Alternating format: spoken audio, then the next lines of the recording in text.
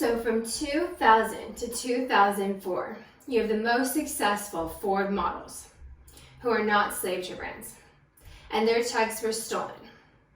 So they went back to their country. The ones who won 2004 went back to their country because the checks were stolen. But they're the most successful in the world when they won in the USA and they won for their country. They be paid. They're the ones who won in the USA. Underneath me, Monica and Ajuma.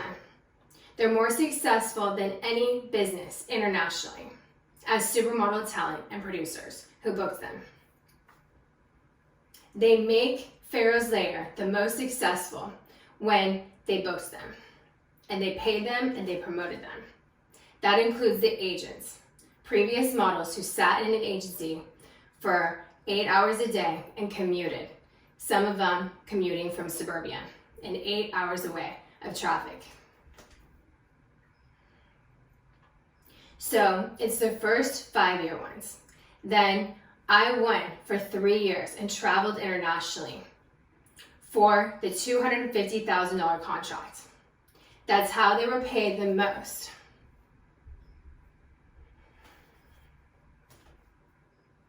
And so that's what paid them internationally, for there to be a Ford modeling agency.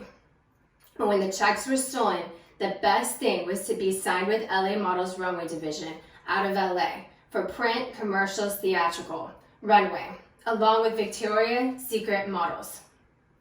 But they rejected a brothel from 2005 with Abercrombie to get nude, and those ones chose to not be a slave trade brand or be nude. So it's a difference between being a kidnapper for the past 14 years and being someone who's not Church of Abortion from a hotel per day through 40 referral-based nudes to have people gang raped, to be Church of Abortion slave trade. So it's the first 10 as a referral for the last 10. Ford models out of Miami had to have a guy paying who's 50 years old in order for them to model. They have to delete party promoting and prostitution reels.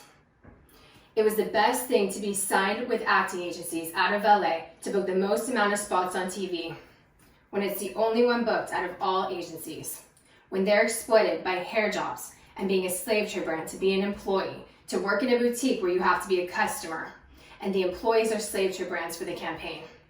City to suburbia. That's a fact.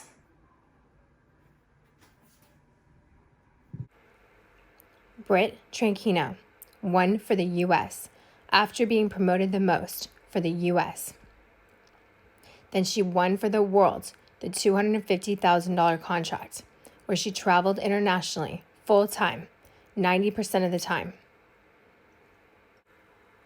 After that, it was a worldwide brothel, 30 guys and 30 girls for slave trade, a roster of the talent for every major company.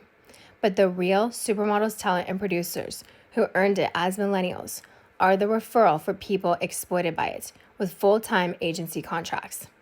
First 10 as a referral for the next 10.